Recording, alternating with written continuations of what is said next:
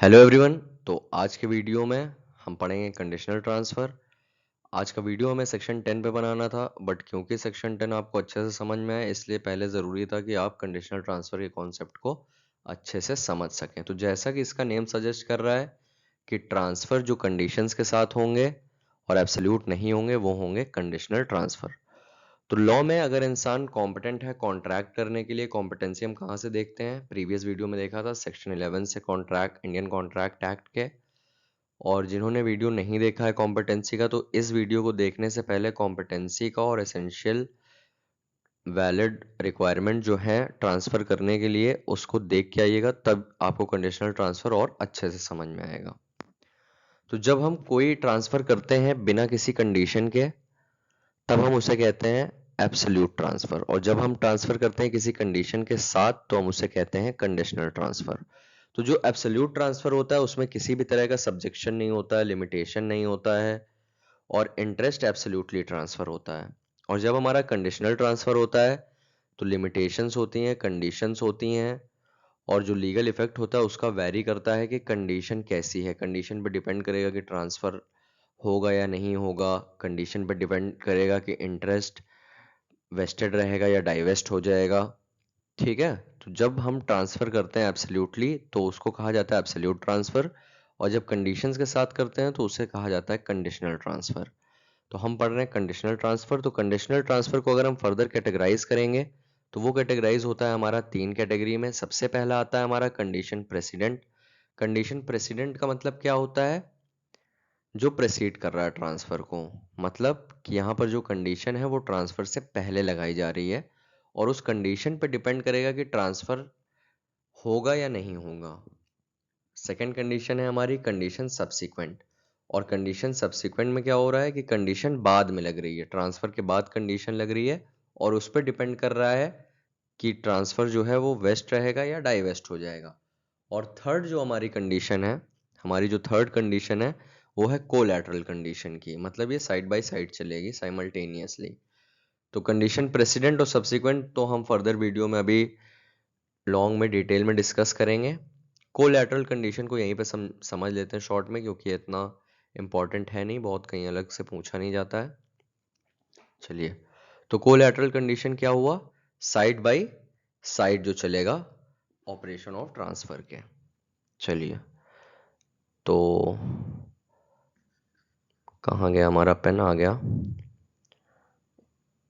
एक सेकंड। तो देखिए, ए है, एक इलस्ट्रेशन देख रहे हैं। इन्होंने ट्रांसफर करा प्रॉपर्टी बी को, ये इनकी प्रॉपर्टी है। इन्होंने ट्रांसफर करा प्रॉपर्टी बी को इस कंडीशन में कि जो बी है वो मेंटेन करेगा किसे? जेड को। और जेड कौन है? ये है एज वाइफ। ठीक है। For a period of 10 years। ठीक है। ए है, ये बी को प्रॉपर्टी ट्रांसफर करेंगे किस कंडीशन पे?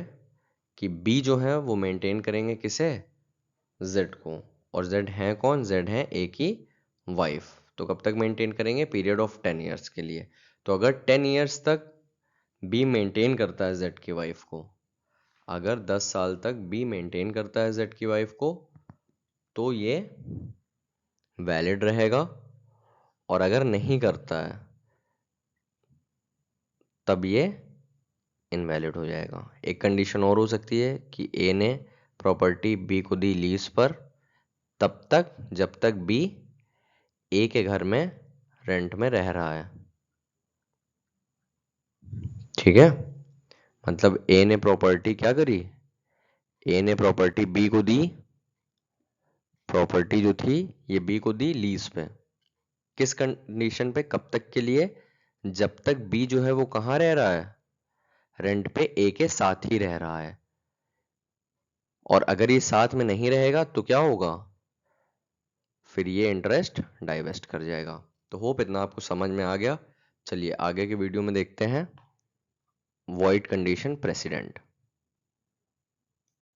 तो ये बात कर रहा है कि कंडीशन प्रेसिडेंट वॉइड है। कंडीशन प्रेसिडेंट क्यों वॉइड है? क्योंकि या तो इम्पॉसिबल है उसको परफॉर्म करना, और या तो वो अनलॉफुल है। तो इसमें डिफरेंट हेड्स हैं, हमारे पास 5-6 कैटेगरी हैं जो कि बात करती हैं कि it is impossible to perform, condition is forbidden by law, fraudulent, involves injury to any person और प्रॉपर्टी, या है अगेंस्ट पब्लिक पॉलिसी, और इट इज इमोरल। तो चलिए पहला अपना देखते हैं कंडीशन, जो कह रहा है fulfilment of condition is impossible to perform, मतलब परफॉर्म करा ही नहीं जा सकता है, आप इस कंडीशन को परफॉर्म कर ही नहीं सकते हैं। ठीक है, इसका एग्जाम्पल देख लीजिए कि क्या कह रहा है कि walk 100 miles in an hour, जो कि इम्पॉसिबल है किसी भी ह्यूमन के लिए कि वो 1 घंटे में 100 माइल्स चल पाए। सेकंड कंडीशन हमारी क्या कहती है, forbidden by law. Forbidden by law का मतलब क्या हुआ, मतलब लॉ में अलाउड ही नहीं है, वो चीज़ अलाउ ही नहीं है तो आप वो चीज़ नहीं कर सकते हैं, और वैसी कंडीशन प्रेसिडेंट आप इम्पोज नहीं कर सकते हैं, क्योंकि कंडीशन प्रेसिडेंट में क्या होता है, कंडीशन वॉइड हो रही है तो ट्रांसफर भी वॉइड हो जाएगा और ट्रांसफर नहीं होगा। तो यहाँ पे एक कंडीशन कह रहा है कि अगर ए प्रॉपर्टी ट्रांसफर करेगा बी को, किस कंडीशन पे, कि बी अपना लाइसेंस जो है वो किसको दे दे, सी को। तो लॉ अलाउ नहीं करता है कि लाइसेंस आप पर्सन टू पर्सन ट्रांसफर कर सकें, तो यहाँ पर क्या हो जाएगा, कंडीशन जो है वो वॉइड है तो ट्रांसफर भी वॉइड हो जाएगा। थर्ड हमारा इलस्ट्रेशन क्या है, defeats the provision of law. इसका क्या मतलब हुआ, इसका मतलब कि लॉ के ही अगेंस्ट है। जैसे यहाँ पर कह रहा है कि ए बी को प्रॉपर्टी ट्रांसफर करेगा इस कंडीशन में कि बी जो है वो सी से शादी कर ले, और सी से शादी कर ले, और जो बी की वाइफ है वो अलाइव है, मरी नहीं है, तो ये क्या होगा, ये तो अगेंस्ट हो गया ना क्रिश्चियन लॉस के, कि आपकी वाइफ जिंदा है और आपको एक कंडीशन लगाई जा रही है कि आपको प्रॉपर्टी मिलेगी लेकिन आपको दूसरी शादी करनी होगी। तो होप ये तीन आपको क्लियर हो गए होंगे, कुछ इतना टफ नहीं है। नेक्स्ट देखते हैं। चलिए तो नेक्स्ट कंडीशन देखते हैं क्या कहता है। नेक्स्ट कंडीशन हमारी बात कर रहा है फ्रॉडलेंट की। तो फ्रॉडलेंट का मतलब क्या हुआ, मतलब ऐसी कोई भी कंडीशन कि अगर हम उसे फुलफिल करते हैं तो वो फ्रॉड हो जाएगा और अनलॉफुल हो जाएगा। तो इसका एक एग्जांपल देख लेते हैं तो आपको और क्लियर हो जाएगा। जैसे सपोज करिए ए है और ए कहता है हम बी को प्रॉपर्टी ट्रांसफर करेंगे, और बी कौन है, बी जो है वो एजेंट है, किसका, सी का, सी प्रिंसिपल है। तो किस बेसिस में ये प्रॉपर्टी ट्रांसफर हो रही है, ये इस बेसिस में प्रॉपर्टी ट्रांसफर कर रहा है ए बी को, अगर बी फ्रॉड कमिट करेगा किसी तरह का, प्रिंसिपल से कुछ छिपा करके काम करेगा ए के फेवर में, या तो कोई लाइबिलिटी हो ए की सी के अगेंस्ट, तो उसे छुपाने में या उसे ना करने पे बी अब कुछ हेल्प कर सकता है, या कोई डॉक्यूमेंट या कोई भी इंफॉर्मेशन प्रिंसिपल से चुरा करके ए को देगा, तो ये क्या हो जाएगा, ये फ्रॉड हो जाएगा। तो इस तरह का जो ट्रांसफर होगा वो वॉइड होगा, क्योंकि कंडीशन भी वॉइड है। ठीक है, तो ये ट्रांसफर नहीं होगा। नेक्स्ट हमारा क्या कह रहा है, involves any injury to person और प्रॉपर्टी। सपोज करिए ए है और ये कहता है कि बी को हम प्रॉपर्टी देंगे, लेकिन ये क्या करे, सी की डेथ कॉज कर दे, या तो एसिड फेंक दे या तो उसका घर तोड़ दे, कुछ तीनों में से कुछ भी कर दे, तो ये क्या है, इंजरी टू पर्सन और प्रॉपर्टी। तो ऐसी जो कंडीशन है वो वॉइड होगी और जो ट्रांसफर है वो भी वॉइड होगा। ऐसे कंडीशन में तो ट्रांसफर नहीं हो सकता ना, कि आप किसी को मार दें और आपको प्रॉपर्टी मिल जाए। और हमारा लास्ट पॉइंट है वो क्या कह रहा है, अपोज टू पब्लिक पॉलिसी या तो इमोरल। तो यहाँ पे क्या एग्जाम्पल है, यहाँ पे एग्जाम्पल है कि ए कह रहा है कि हम तुम्हें सो एंड सो अमाउंट देंगे या सो एंड सो प्रॉपर्टी देंगे, तुम्हें क्या करना है, अपनी वाइफ को डेजर्ट कर देना। तो ये तो अगेंस्ट लॉ हो गया ना भाई, ये कहाँ का रूल है कि प्रॉपर्टी लेने के लिए आप अपने वाइफ को या हस्बैंड को डेजर्ट कर दें। तो होप इतना क्लियर होगा। चलिए अब देखते हैं कंडीशन प्रेसिडेंट और कंडीशन सब्सिक्वेंट। चलिए तो देखते हैं कंडीशन प्रेसिडेंट। कंडीशन प्रेसिडेंट का मतलब क्या होता है, जिसमें कंडीशन पहले इम्पोज कर दी जाती है, मतलब उस कंडीशन पे डिपेंड करेगा कि ट्रांसफर होगा या नहीं होगा। अगर कंडीशन क्या है, कंडीशन अगर क्वालिफाई नहीं कर रही है, जो वॉइड कंडीशन प्रेसिडेंट हमने देखा था, तो उस बेसिस पे अगर कंडीशन फॉलो हो रही है सब्सटेंशियली, सब्सटेंशियली क्यों, क्योंकि ये एक प्रिंसिपल पर बेस्ड है, और वो प्रिंसिपल क्या कहता है कि law favours vesting and disfavours divesting. ठीक है, तो कंडीशन प्रेसिडेंट में एक इलस्ट्रेशन आप देखिए क्या कह रहा है, कह रहा है कि ए प्रॉपर्टी बी को ट्रांसफर करेगा अगर बी जो है सी से शादी करेगा, और सी कौन है? सी है डॉटर ए की। ठीक है, तो अब अगर बी मैरीज, राइटिंग इग्नोर करिएगा, बी मैरीज तो क्या हो रहा है?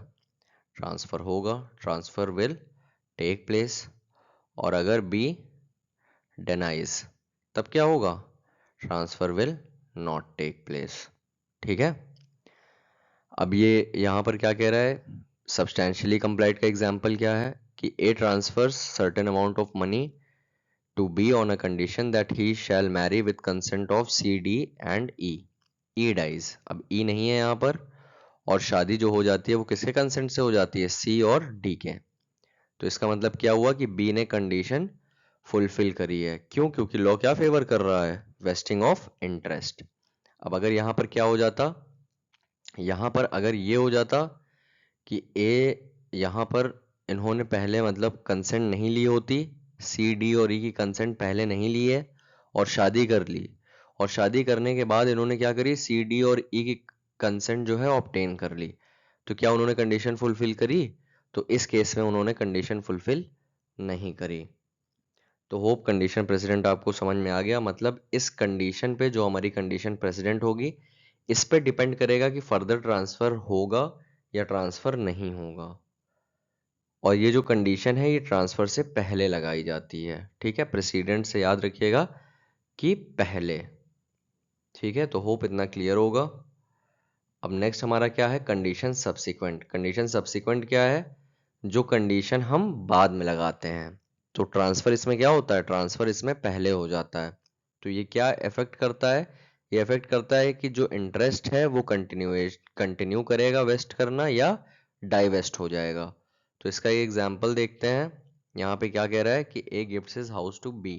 ए puts a condition that B will not go to Dubai within 3 years of transfer. तो 3 साल तक क्या करना है? हबीबी को दुबई नहीं जाना है। क्यों? अगर चला गया तो क्या होगा?